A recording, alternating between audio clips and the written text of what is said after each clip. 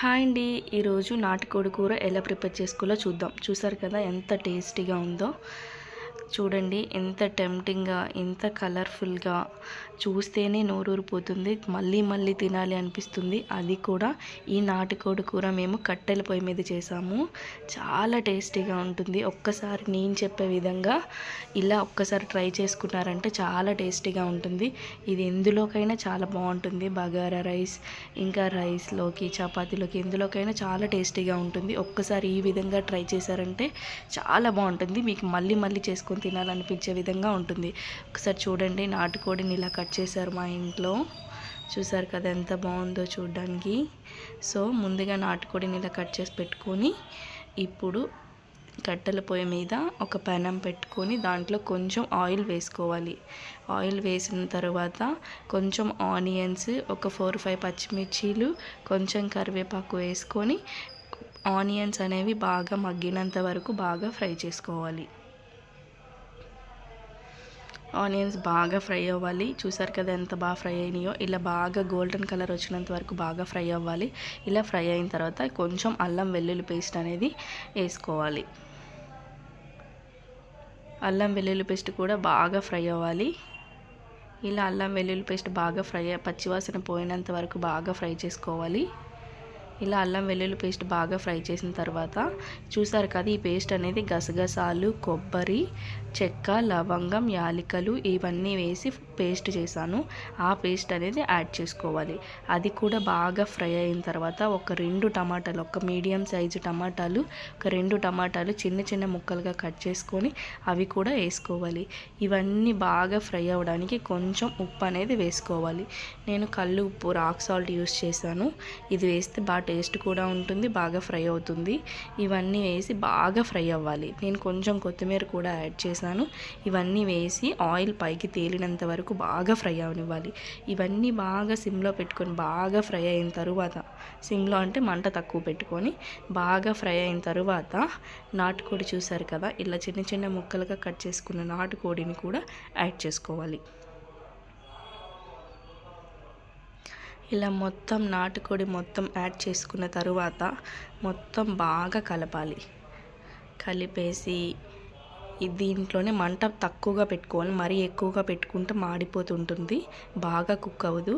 So బాగా fry అవ్వాలి అంటే మంట కొంచెం తక్కువగా పెట్టుకొని బాగా ఇదంతా బాగా కలిసేటట్టు బాగా కలుపుకోవాలి. ఫస్ట్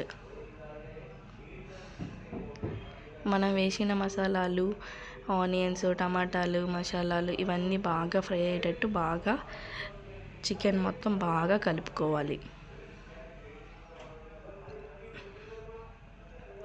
బాగా కలుపుకున్న తర్వాత కారం యాడ్ చేసుకోవాలి. ఈ కారం నేను ఒక 3 టీ స్పూన్స్ యాడ్ చేసుకుంటున్నాను. మీ రుచికి తగినంతగా మీరు ఎంత తినగలిగితే అంత కారం కూడా బాగా యాడ్ చేసుకోవాలి.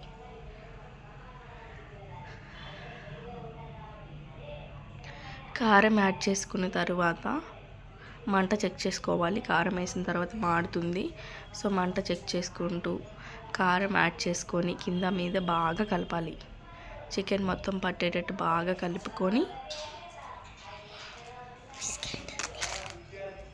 బాగా కలపాలి. ఇలా చూసారు కదా, ఇలా బాగా కలుపుకొని ఇట్లా ఫ్రై అవుతుంది. బాగా కొంచెం సేపు మూత పెట్టుకొని ఫ్రై చేసుకుంటే ఇలా చికెన్ అంతా కారం వేసిన తర్వాత ఇట్లా బాగా ఫ్రై అవుతుంది. ఇలా దగ్గరకు అవుతుంది.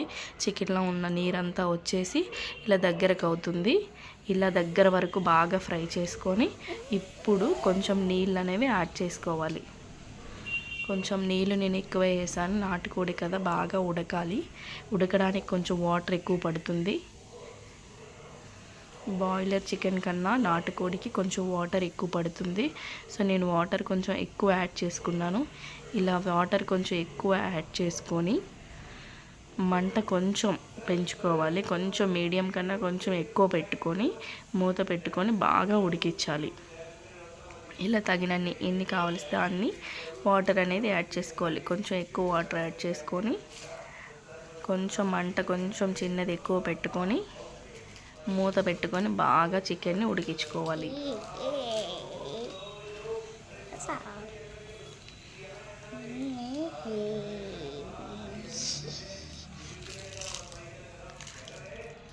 ఇలా చూసారు కదా, ఇలా వాటర్ అంతా యాడ్ చేసుకొని మూత పెట్టుకొని ఇలా ఉడికించుకోవాలి. ఇందులోని నేను మసాలా ముద్ద వేసాను కాబట్టి ధనియా పౌడర్, జీరా పౌడర్, ఇంకా గరం మసాలా పౌడర్ అవన్నీ అవసరం లేదు. అవన్నీ నేను పేస్ట్ చేసేసాను. పేస్ట్ చేసి వేసాను కాబట్టి ఇప్పుడు అవసరం లేదు. ఊర్లో పల్లెటూరులో అసలు అవన్నీ వాడకుండానే వండుకుంటారు. చాలా టేస్టీగా ఉంటుంది. ఈరోజు నేను కూడా కొంచెం దగ్గరగా అలాగే ఉంటాను. చాలా టేస్టీగా ఉంటుంది. చూడండి, చూస్తేనే చాలా టెంప్టింగ్గా ఉంది కదా, చాలా టేస్టీగా ఉంటుంది. ఒక్కసారి ఈ విధంగా ట్రై చేసి చూడండి, చాలా టేస్టీగా ఉంటుంది. ఇంకా కట్టెల పొయ్యి మీద ఉండాం కాబట్టి ఇంకా టేస్టీగా ఉంటుంది. వీడియో నచ్చితే లైక్ చేయండి, షేర్ చేయండి, సబ్స్క్రైబ్ చేసుకోండి. ప్లీజ్ కామెంట్ చేయండి. Thank you.